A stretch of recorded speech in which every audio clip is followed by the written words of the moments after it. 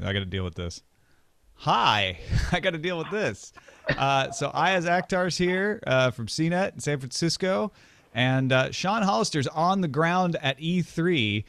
Video not working, but we've got you on audio, Sean. Yep, I'm here. Happy to tell you all about video games. All right, so Sean, what we'll do, just to make this a little easier for you, we'll start the show. We'll introduce you. We'll go through the headlines, and then we'll talk about the E3 stuff right off the top, and then we'll let you go so you can get back to stuff. Sounds good. All right. Got some more video games to see. Yep, for sure. All right, here we go. Ready?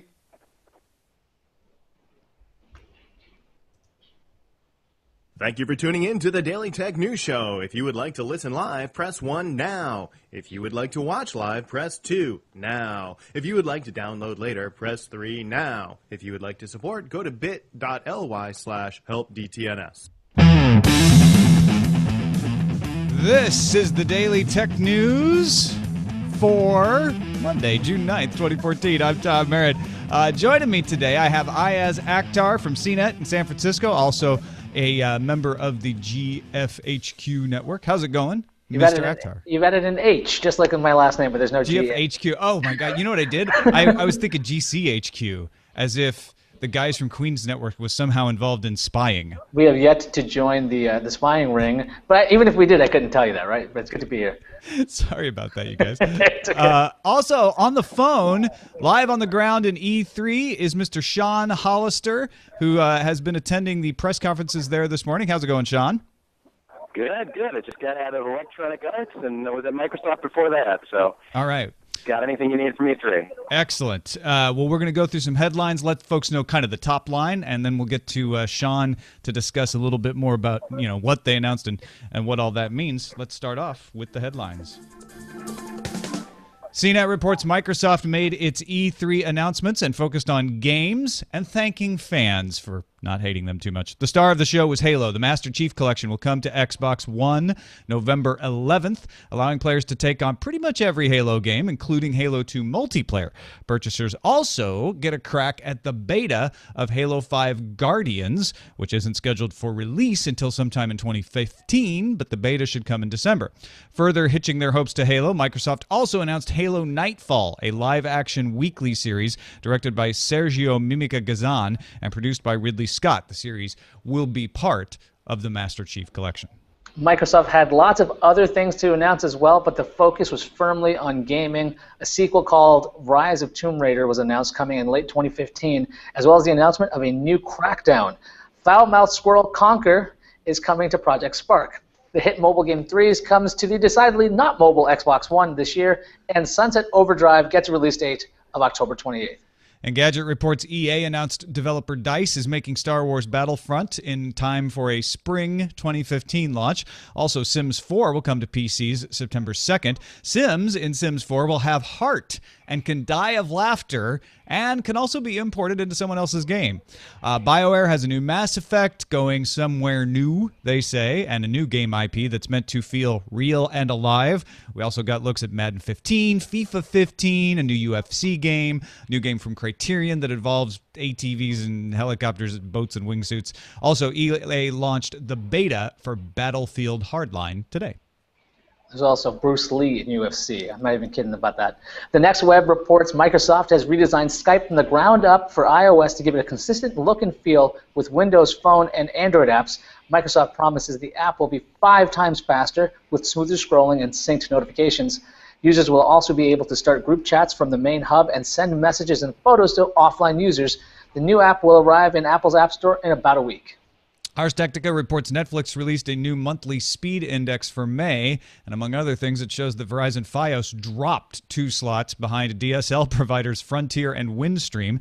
Netflix reached an interconnection deal with Verizon. That should eventually improve performance, but it's still being set up. GigaHome reports Netflix also announced they will stop testing on June 16th their error messages that claim a particular ISP is crowded when connections suffer. That's the one Verizon sent a cease and desist about.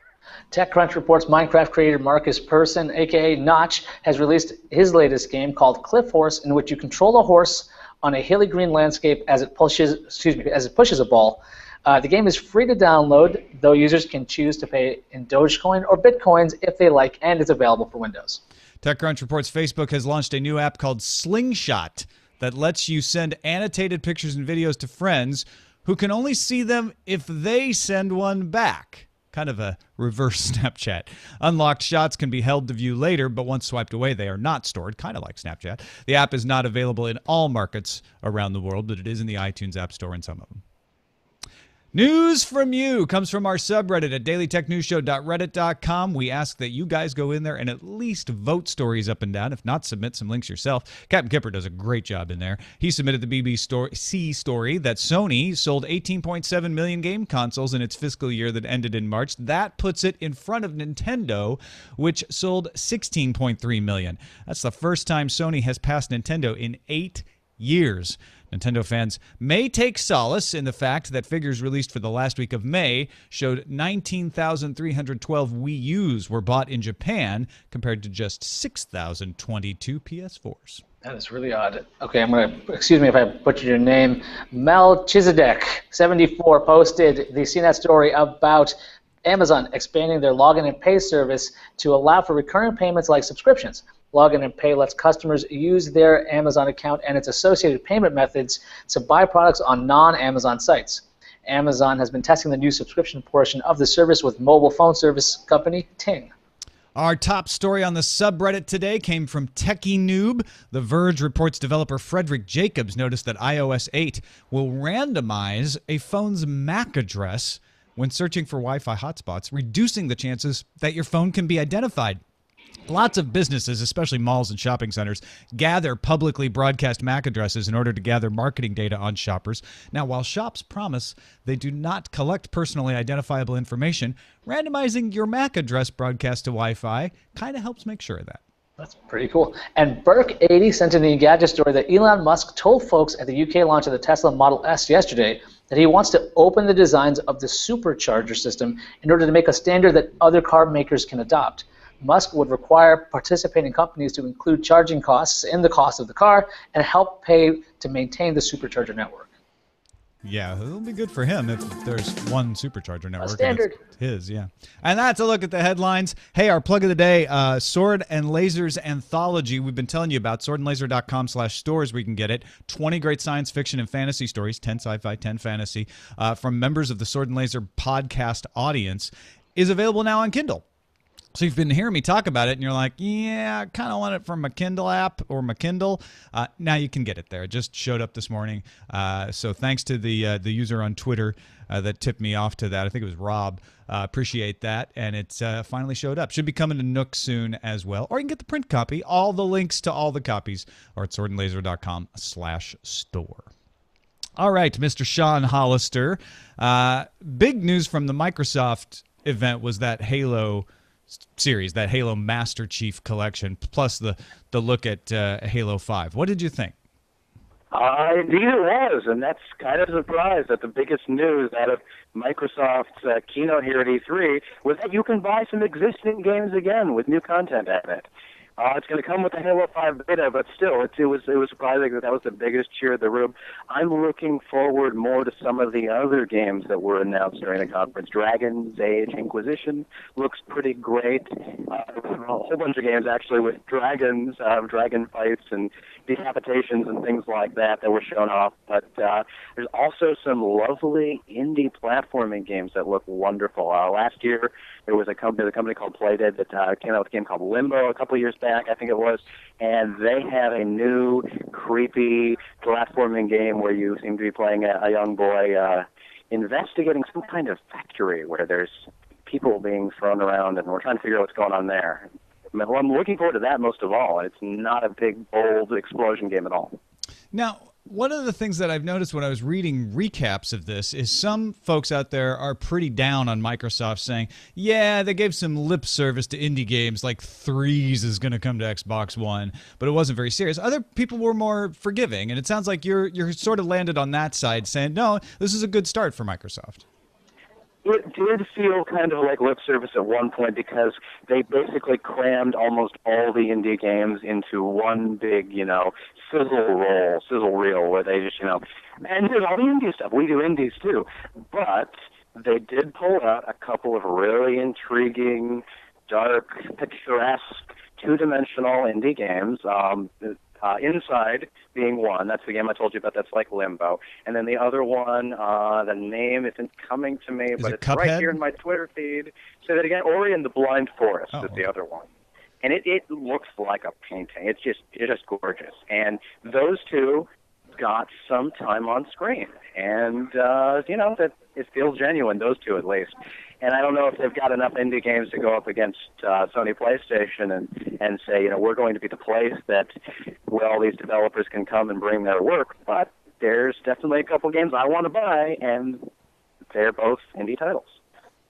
I think that one of the other things that I noticed was Xbox doing at least a few previously unannounced titles. We got Rise of the Tomb Raider sequel, Phantom Dust, Scalebound, I think the Dragon one you were talking about, Crackdown sequel, and the new Dragon Age you were talking about. It was all games, though. Microsoft didn't even acknowledge the new Kinect-less version of the Xbox. Absolutely. There was not a single... Okay, so at one point, they had somebody come up and talk about Fantasia and Dance Central. But they weren't showing off any Kinect. They weren't showing off, you can be the controller.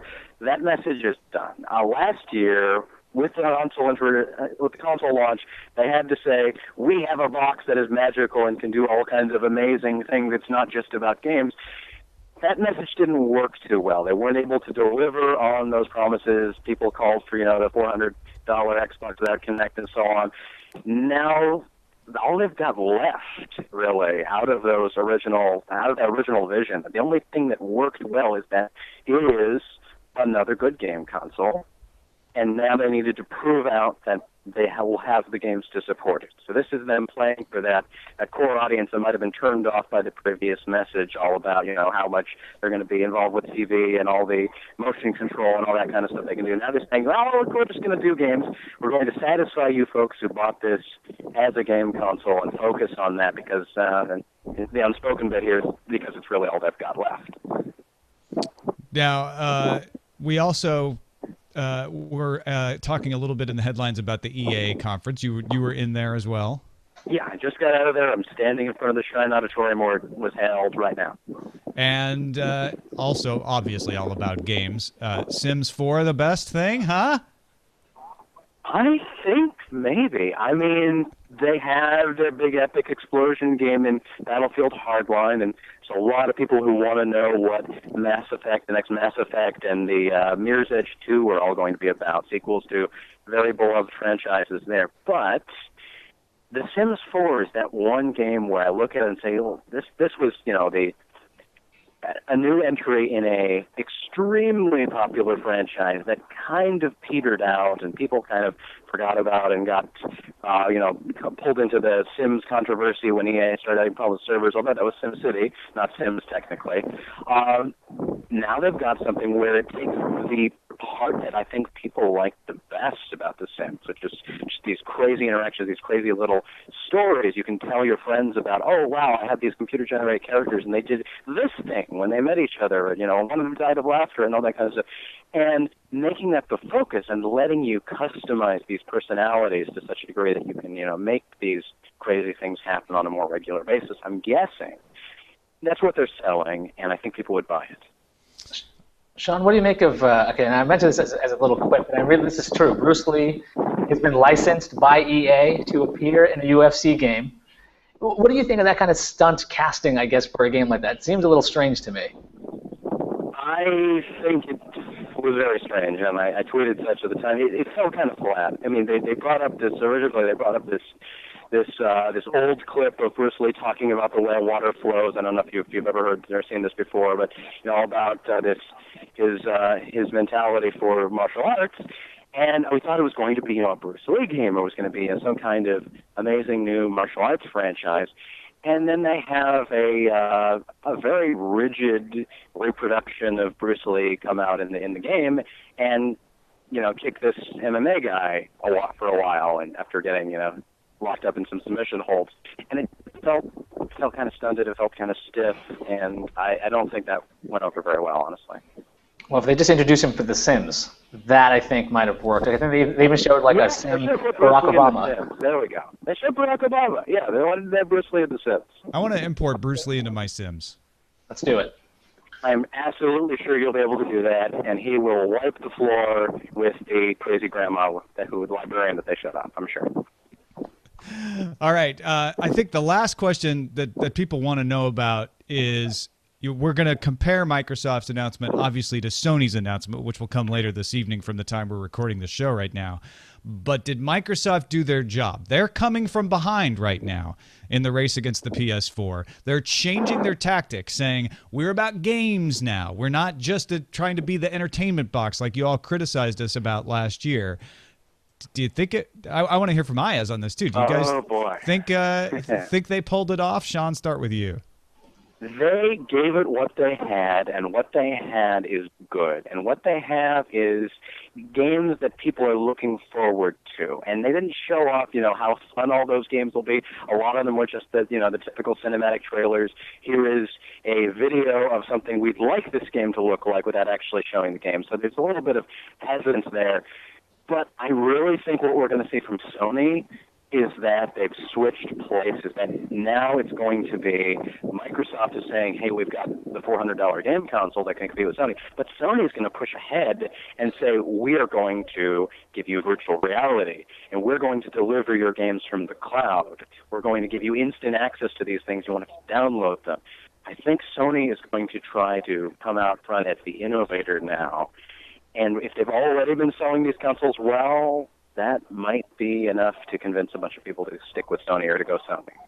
Yeah, it looks like Microsoft was basically putting a Band-Aid over all their flaws. It seems like that everyone hated what they did last year, or at least the gaming community did. It's like it's E3 and all you talk about is television. This time all about gaming, and there was so many mentions of 1080p 60 frames per second, saying that we've got some power underneath this, because a lot of the flack on the Xbox One has been it's underpowered compared to the PS4, but they kept pushing dedicated servers, so you're going to have great gameplay, you're going to have all of these great titles, and the fact that the Kinect was basically pushed aside, the thing that made them really different, and that was the thing I was excited about, which they've said, okay, forget it, we're not going to even pretend like that's the next generation of this.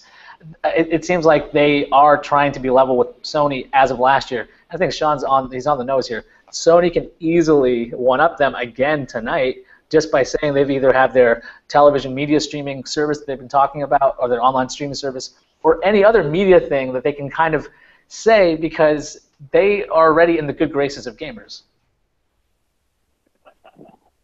Yeah, Sean. That's about right. Sean agrees? Okay. Yeah, because I noticed when I turned on the PS4 last night, and I'll be honest, it's the first time I've turned on the PS4 in a little while, they have Amazon, they have Vudu, they have all those home entertainment options, and they've always had them available without the subscription fee. So I think you're right, iyaz. I think the question is whether Sony is going to be able to say it has any exclusive must-play games to go with all that. If they can cinch the deal with a couple, 2, 3 games that people will really care about and will actually go to Sony for, that'll just completely cinch it, I think. But I don't know if they'll have those, because Microsoft, that is the one thing Microsoft's been pushing very hard on, is we will pay to get your game exclusive. We will fund your development. We are going to make sure that you have your game, either your game or a bunch of exclusive content on the Xbox. All right, I don't know if Sony can match that. Sean, thank you so much for. I know we did some technical hurdles to get you on. I appreciate the persistence, man. Sure. Thanks for having me. We know you got more stuff to get to, so we're gonna let you head off to the next one, and have a good rest of your E3. You too. Thank you, guys. All right. Thanks. Sean Hollister reporting for us over there at the Staples Center. Meanwhile, over the weekend, Mr. Akhtar, we had what I thought should have been a huge advance in the world of technology. An AI program allegedly passed the Turing test in an event in London held by the Royal Society. This wasn't some fly-by-night thing. Eugene Goostman was the name of the chatbot. It fooled 33% of judges into thinking it was human. And that's kind of been one of the benchmarks that people have said is once something gets past 33%, a third of humans in fooling them, then that means it's passed the Turing test. Developer Vladimir Veselov, who was one of the developers working on Goostman, said, "Our main idea was that Goostman, he, can claim that he knows anything, but his age, 13 years old, also makes it perfectly reasonable that he doesn't know everything. We spent a lot of time developing a character with a believable personality." This is just a chatbot. This thing's not actually doing any thinking. And a lot of people are like, it's a little bit of a cheat to make it a 13-year-old boy. Iyaz, what did you think? Well, I was looking into the story, and the headlines seemed like, okay, something had truly cracked it. It was going to basically be a fake human. But looking at the story, saying a 13-year-old non-native speaking boy, so you have more reason to see broken English. You have more reason to see misunderstandings.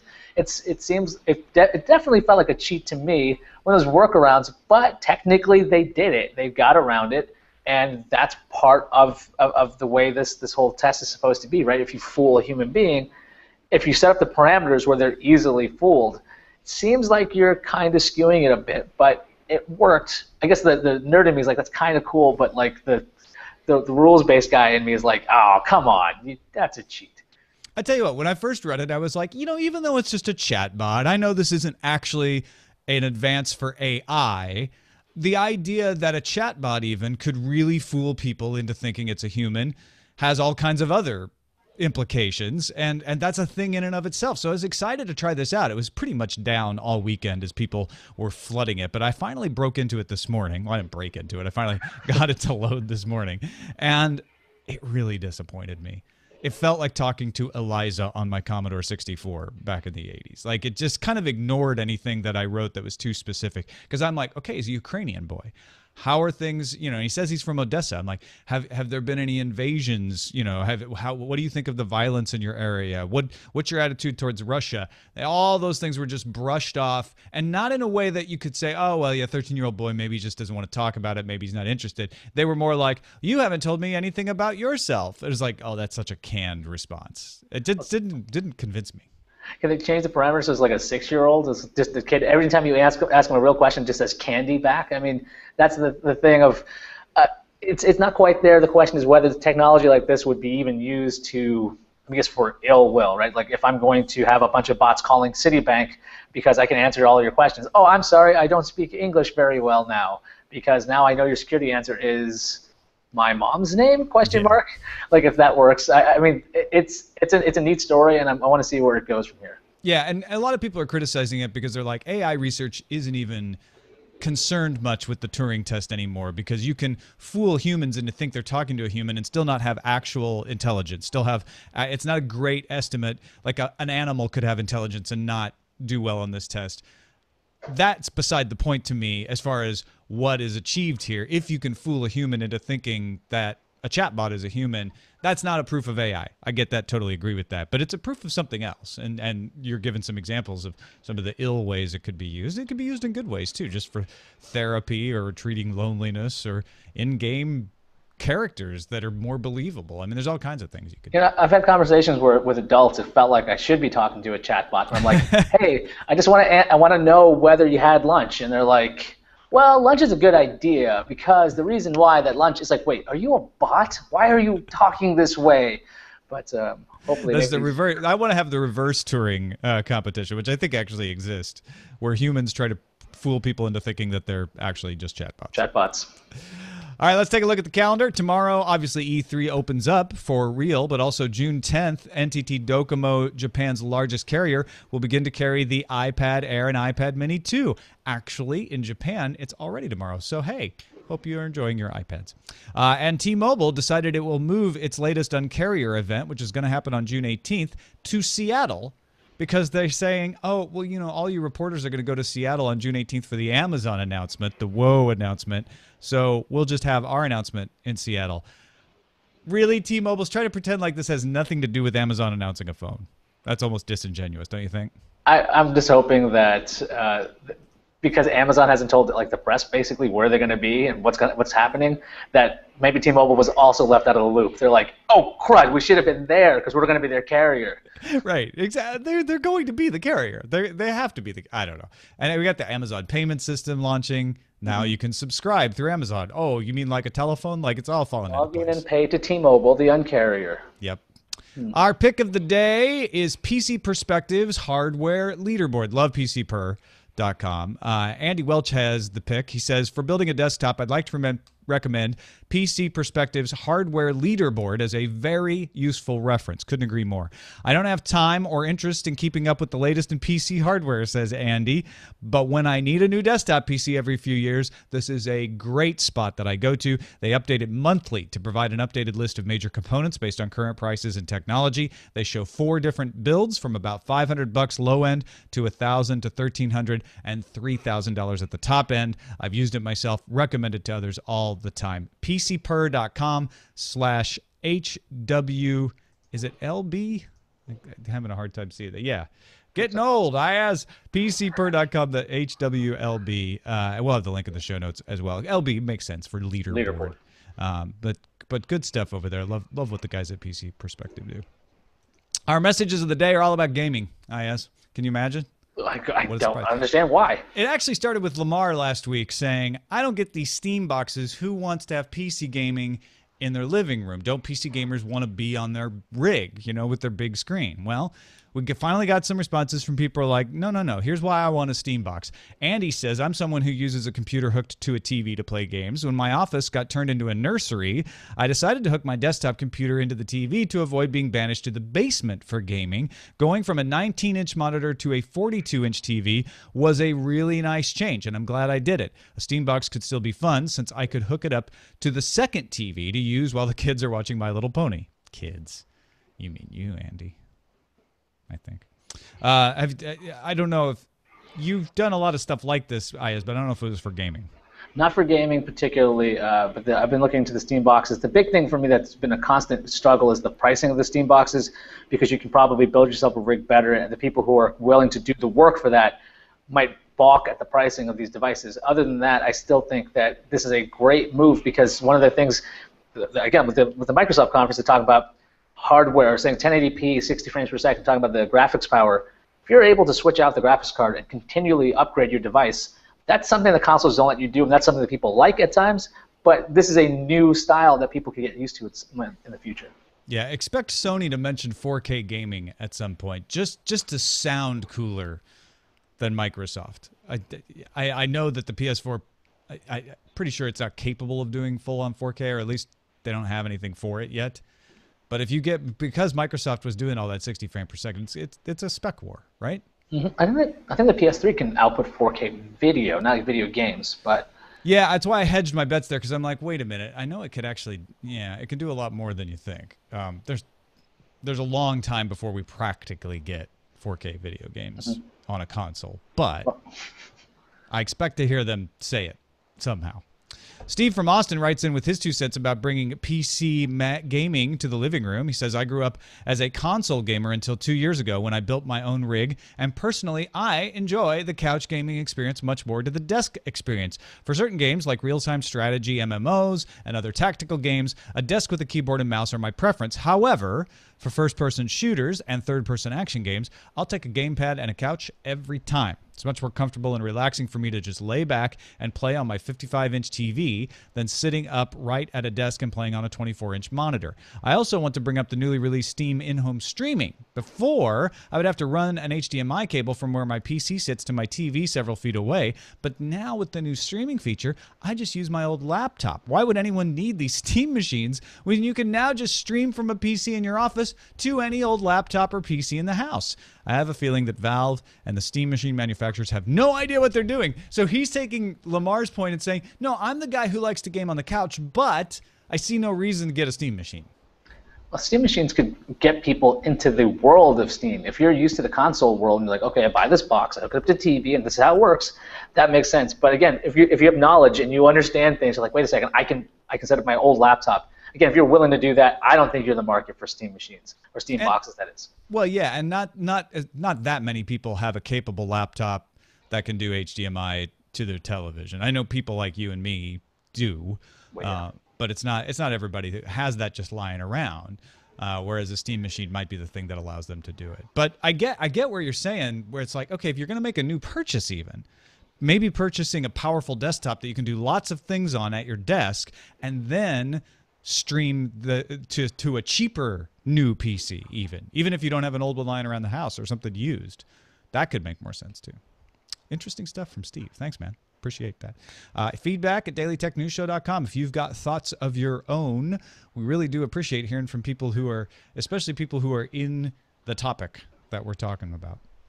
Hey, thank you, Iyaz Akhtar, for hanging out today. Really appreciate it, man. You're welcome, Tom Merritt. It's always fun to be here on the Daily Tech News Show. Feels familiar. It does. It's deja vu. Yeah, I think that's because we did this last Monday. That's why. So you work for the UK's GCHQ. Yes, I do. I'm a super spy, and my cover is as a front door editor. I'm the senior associate editor at cnet.com. We've got lots of coverage of E3, go figure. And I forgot to even mention this last week. Computex was going on. We've got a ton of slideshows about some of the cool stuff coming out of there or came out of there. Obviously, we had WWDC coverage, and a whole lot more is coming up because E3 is not close to over. We've got, I think, like 10 people out there taking care of all kinds of things. So that's check out cnet.com, because if you've never heard of it, why the heck not? Show up. It's got lots of great content. Yeah, absolutely. 100% agree. Great content, great coverage coming out of CNET. Thanks for being on the show, Iyaz. And of course, I am not going to reveal that Andrew Zarian is a secret agent of the UK MI5. He is just the guy from Queens at gfq.com. Exactly. And Iyaz does some shows there as well. Occasionally you'll see me on gfqnetwork.com. Thanks again to Sean Hollister for helping us out today. Don't forget our patrons, 4,076 of you. You are the ones who make it possible for not only us to continue to do the show every day, but to try to improve it. If you are a patron, you may have heard a little message from Jenny came through the Patreon system this Sunday. If you haven't heard it and you are a patron, go check it out. This is something I encourage Jenny to do because she's such a good storyteller.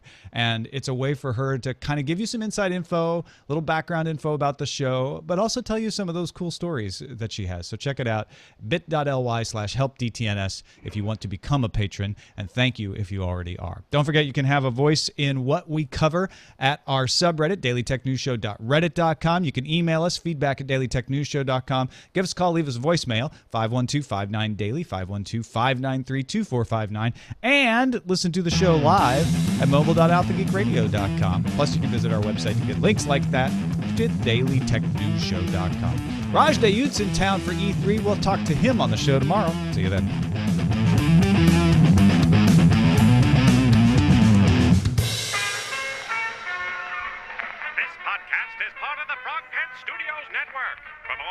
About this and other shows, visit frogpants.com. Audio program so good, it's like you're there. Boom.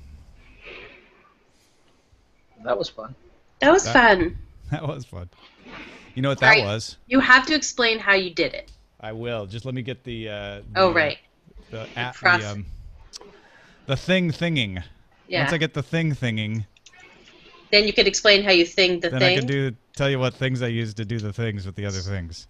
It's such a All I saw was like, while you're doing the thing, all I saw was like headsets go flying, cord goes flying in and out of frame, and I was like, next I'm gonna see duct tape. I wonder it's gonna be MacGyver. If it's literally putting headphones near a headset mic, that would be hilarious. Oh, there we it have is. a winner. That's what it is. Yeah. So.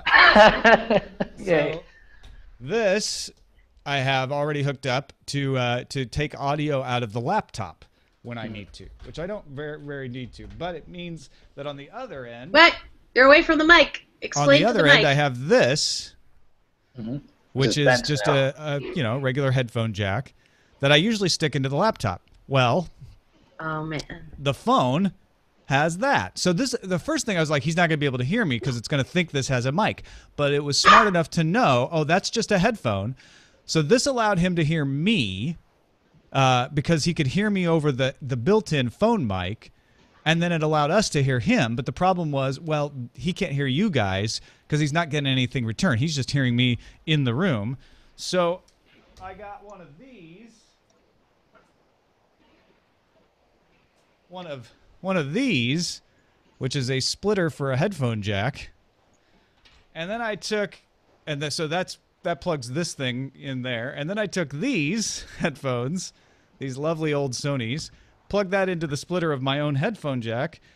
Oh, wow, this is really loud now that I unplugged this. Yeah. And then I placed that next to that. And when he said, well, I can barely hear it, I just leaned down and turned the headphones up, and he was able to hear it just fine. I can't even. That's perfect. It works for the amount of time it needs to work. Take a bow. You deserve it. You know what? The best part was I had to get up and take one step to grab this from over there. Everything else was within arm's reach.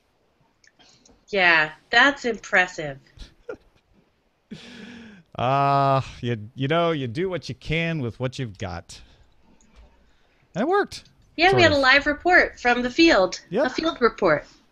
Check. Like literal field report. Literal field report I'm from the standing in field. front of Yeah. the Schreiber Center. Yeah. For some reason, I keep thinking E3 is not in our hometown, and then keep being reminded by traffic that it is. Yeah. For sure. Oh, crap. That already levelated. All right. Levelated. Oh, title. Uh-oh. I got one in there right now. We can switch it out. It says import Bruce Lee into The Sims. Ah. I kind Come of on. like that. If we Yeah. don't come up with anything better. Come on, I'm chat cool room. with Beat iyaz in the chat room. Yeah. Ace to tech. Yep. There it is. that.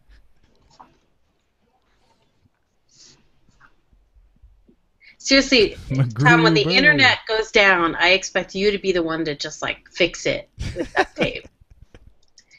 The thing is, to me, it's like, well, it's just obvious. You just take some other stupid thing and make it work. It's not very good, though. I get It why you wouldn't sounded want to do no it on worse purpose. than, like, someone doing a mobile sat phone from some horrible part of the world. Well, yeah, and that's because, really the problem was getting the audio back to him, Yeah. right? Otherwise, it was like, as long as we're fine with phone audio, the quality going out to the show was acceptable. How did he get the audio back without him in it? Because it's just coming through the mic on a phone, so it's just like a phone conversation on his Huh. end. Wow. Oh, that's right, because we're in this. He was getting this. He was getting not the show, he was getting us. This Yes. not show Right. that becomes a show out there in the world. I get it. That's pretty cool. It's a ghetto mix minus system that works really Yeah. well.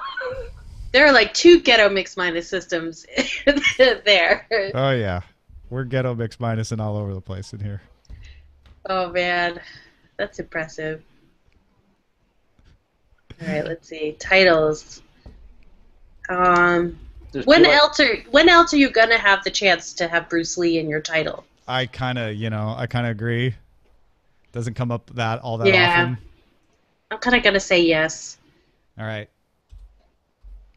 Sorry, anyone who thought they came up with something better.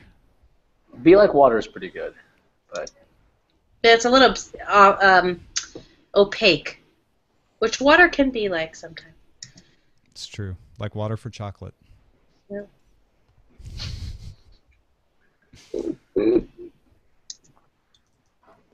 Oh, yeah. well, Doug, I can't say his name, but I'm so tired. Ghetto Mix Minus cannot be the title, unfortunately. No, because it's sort of outside the Yeah, he was just kidding. realm. Enter the Octagon? Enter the dragon enters the Octagon? How about that? Omni Mono. That's actually for fans a better one for sure.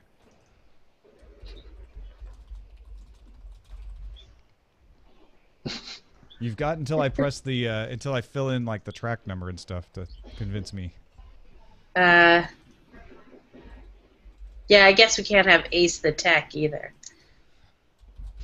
No, Just wouldn't keep make that. as much sense. You should keep them evergreen titles. That's one of them. Mm-hmm.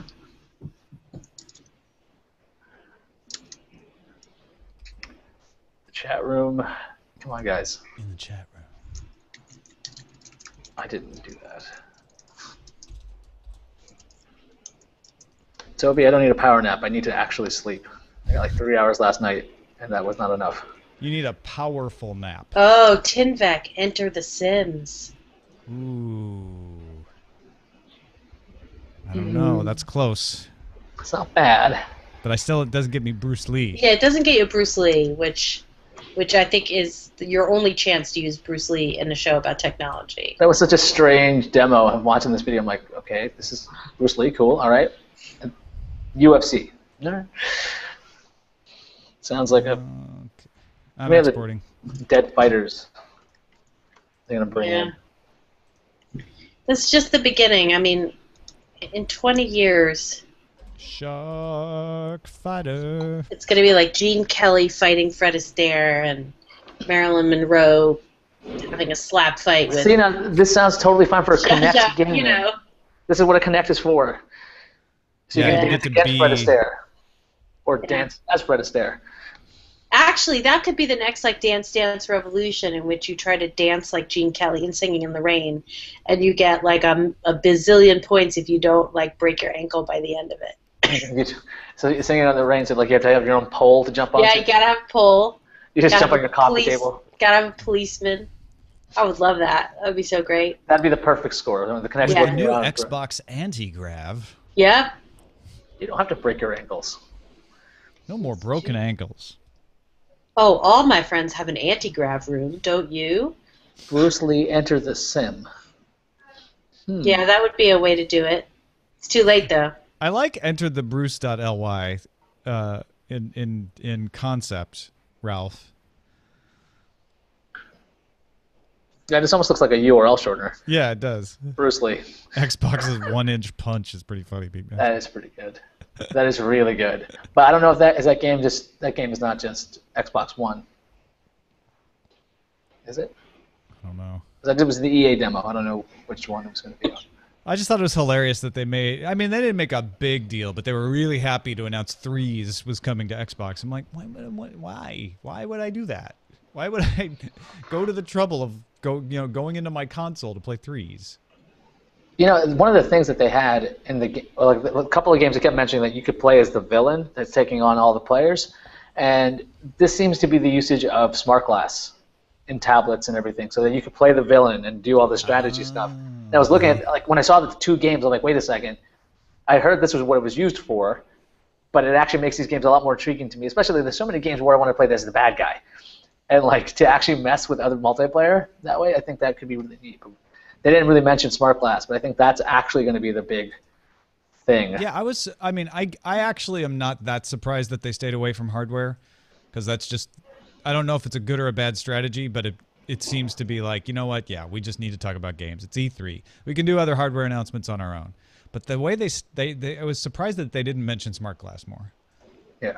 It was games. Like, we got it. I understand. It just seemed like they were so on message. It was just hilarious at times. Okay. And it is E3. Like, what they want to do is get people to, be excited about developing games for the Xbox One and get retailers to stock their games. So I get that. Feels like overcorrection. Correction it is. It's like, oh, we really screwed up last time. We're not gonna do it this time. But and I think you guys are right that Sony's going to come back with, we got more than just games. We're a great entertainment center. We already have great gaming. We have Project Morpheus. We're not just sitting around with games. But unlike Microsoft, who's just getting into the original content game, Sony has been making original content for years. And that's why you're going to be able to watch 4K video off the PlayStation 4. Actually, this sounds about right. I'm just making this up as I'm talking, but I'm pretty sure it's probably what's going to happen. Because they have those 4K streaming boxes. Why is the PS4 not one of them? Yep. Here we go. PS4K. That's the next title. All I want out of life, all I want is another Fallout game. Like, in my hands right now. That's all I want. Really? Very You're simple. a Fallout girl? Oh my gosh, I love Fallout. I would have never pegged you for that. Fallout, it's a toss-up between the one in DC and the one in Las Vegas is my favorites. DC because I went to school there, and just Vegas is so immense. And all I want to know is where, excuse me, where the next one will be, because it's, I'm waiting for that day. Yeah, I know they're making it. Yeah. All right, folks, I should go and get back to regular work. All right, man. Go, You go. guys- Bye, Iyaz. Be free. Yeah, next time you guys see me, I'll be in New York. Wow. I mean, when you see me on this show, anyway. Exciting. All right. Bye, guys. Thanks for having me. I'm gonna have to go soon too, because like there's only so many more times I can hold in my coughing and mute in time. No worries. I'm almost. I just got to check the post, and then we'll be out.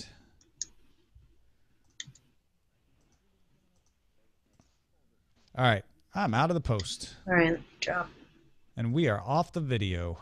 Goodbye, everybody. Have a pleasant day. We'll talk to you tomorrow.